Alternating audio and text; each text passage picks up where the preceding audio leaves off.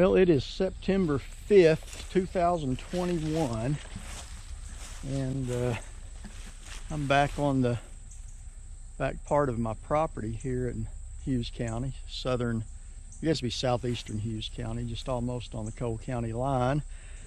And I got a few things to share with you guys.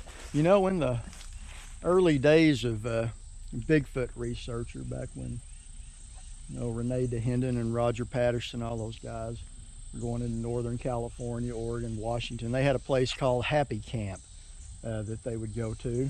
And where I'm going here, I call this my Happy Camp. It's on my place, and it's back in the woods, and I just like to get away. It's not real far from my house. And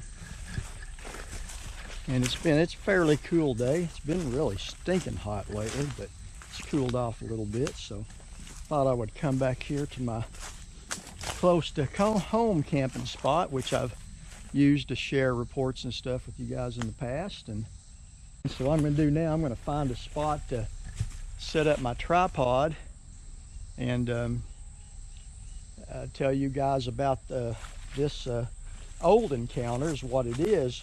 But I often get asked by people, how dangerous do I think that these creatures are? Well, as with anything of that size, stealth ability, and obvious strength, anything like that has potential to be dangerous. Have I witnessed anything that I consider dangerous when I'm out? I have not. If I did, I wouldn't be going off in the woods by myself so much as I am prone to do. So like I said on the walk in here, I had a new old report to share with you guys. And this is a report that I first read. Roger Patterson had talked about this in his book, Do Abominable Snowmen in America Really Exist? John Green has included it in some of his writings as well. And as a child, when I read this, I was just fascinated with it. And I like the old historical accounts of Sasquatch and Bigfoot encounters and such. So I took some notes on this, and I'm going to share this old account with you guys and hope you enjoy it. But this goes back to a question, and this is why I'm including this, a question people ask me often: do I think these creatures are dangerous? And answering from personal experience, as I have done many times in the past, I've never felt threatened myself when I'm in the woods. Yes, I've experienced many things out investigating this mystery, but never have I felt like my life was in danger. If I did, I wouldn't be going back into the woods as often as I do. Matter of fact, weather permitting, next weekend I'm going to be right back in the middle of the Kiamichi Mountains camping, probably by myself, which I do a lot. And but anyway, that's me personally. There are old reports of people running afoul of these creatures and the results not being good, and this is one of them. And this goes back, like I said, this is a very old one, and it's about a mountain man named Tex Cobb. Now, if you're a boxing fan, we're not talking about Randall Tex Cobb, the American boxer. This is Tex Cobb, and this is about a strange experience he had while he was in the wilds of Alaska. This would have been just south of Tyone Lake. If there's anyone from Alaska watching, or you can Google Earth this area as well. And it was with what they call, quote, a shaggy cannibal giant. And the natives there, which were the Denna people, that's spelled D-E-N-N-A from the best I can find, and the natives called this cannibal giant Gilyuk. And I think I'm pronouncing that right, but it's spelled G-I-L-Y-U-K. So if I'm pronouncing that wrong, someone can correct me. But this story, like I said, has been recorded by Roger Patterson, by John Green, and others. And as far as I can tell, the first time it was put in print was in a 1963 issue of Sports Afield magazine, and the article was titled Long Hunter, Alaskan Style, and the guy that wrote the article was a man named Russell Annabelle, to give credit where it's due there. So the story goes back to around the turn of the century, from the 1800s into the 1900s, way back then. And the story goes that Tex Cobb and a companion, I'm not sure exactly how many people were with him, but I know there was at least one, were out in the area scouting for some fur trapping locations. And the person put in a little footnote here, he said, I'm not sure that that's really why we were out there in the wilderness, because he said Tex, he would give about any excuse just to get away from civilization and get out into the wilderness. And I can relate to that. It doesn't take much to get me out into the woods. So he said this time this took place, it was late September, and while they were camped, they were approached by some natives of the Dena people who were out hunting caribou.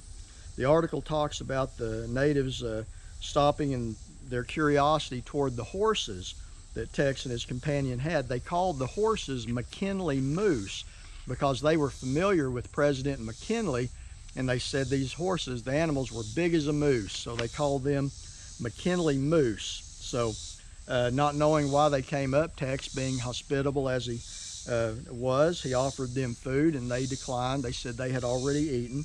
And the leader of the party was a man called Chief Stickman. So, and he was described in the article as a squat, square-faced man, very dark complected, with long hair and quick-moving obsidian eyes.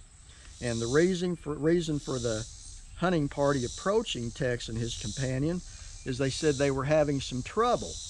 They said while they were out hunting, they had found sign that Gilyuk, the shaggy giant, was in the area. They found the sign the day before, and they were very nervous about this because they told Tex, they said, Gilyuk is not after caribou. Gilyuk eats men. So according to their legend, Gilyuk was a cannibal. So Tex, his curiosity was piqued at this point, and he asked, not knowing, he said, what kind of sign are you talking about? And now we get into the area of tree structures, which I've talked at length about in some other of my videos. So the hunting party, after Tex had asked them what kind of sign you're talking about, as I said, we're getting into the subject of tree structures now.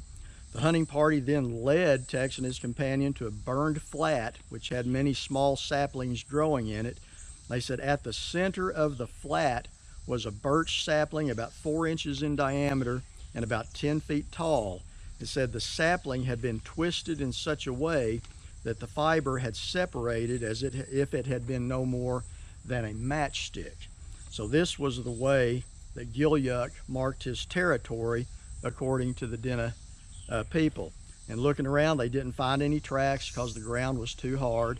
Now this, what they're describing of a branch about 4 inches, or a sapling about 4 inches in diameter, twisted in that way as a marker, I have found that myself. Matter of fact, at Mark Copeland's property that he had there in close to Antlers, there was a limb on a tree on a trail. It was about a 4-inch diameter, 3 to 4 inch diameter branch, and something had taken it and just twisted it, which exposed the fiber, and it very, very reminiscent of this.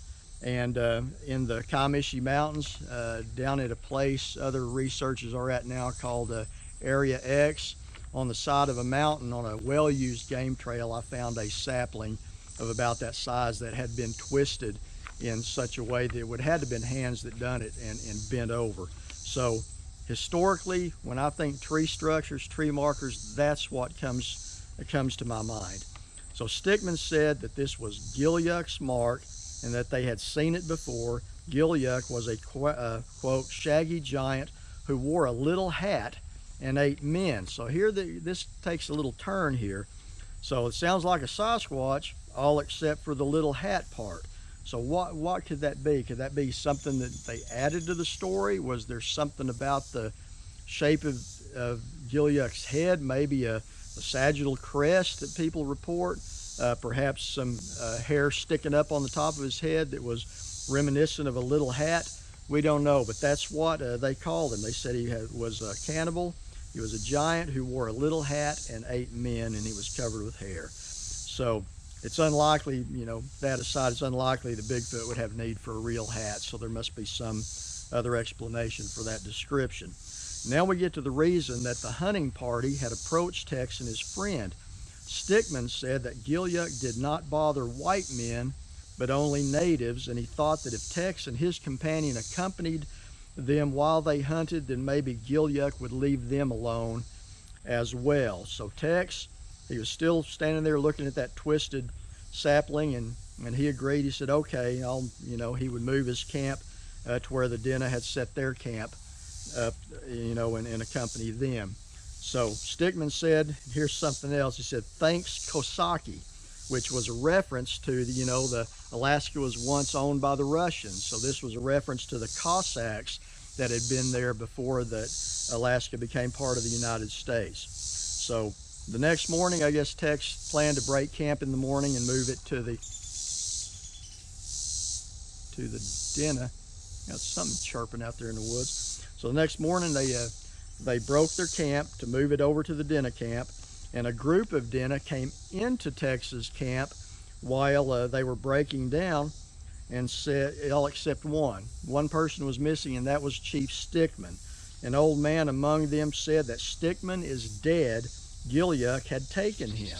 And what had happened, apparently during the night, Stickman had left the camp, walked down to the edge of the lake, perhaps to get some water, and didn't come back. And a woman of the tribe with a birch bark torch found his flannel underwear, said it looked as if it had been torn off of him, left there on the bank of the lake, and Stickman was apparently carried off. There's not record of any blood or anything being found. It's just like this giant picked him up, ripped his flannel underwear off, and carried him off. So what really happened? Was he taken by this cannibal giant Gilliuck and whisked away to be eaten or whatever? Or could it possibly be, playing devil's advocate here, that somebody in the tribe had a beef with him and murdered him, and Gilliuck was a scapegoat to blame it on? I mean, we don't know. That was some 100 so years ago, but that is the story as it has been recorded. Now, Tex Cobb had been back to that area before he died, just on a sentimental journey is what it said, and he said he believed the natives and their account of this till the day he died. So anyway, that's an old account that I found fascinating, and I hope you guys have enjoyed it. So if you have any comments about that, anything to add to that story, just leave it in the comments. I'd like to hear your thoughts on it. And anyway, I'm going to go for a walk in these woods. It's almost dark. So until next time, you guys take care.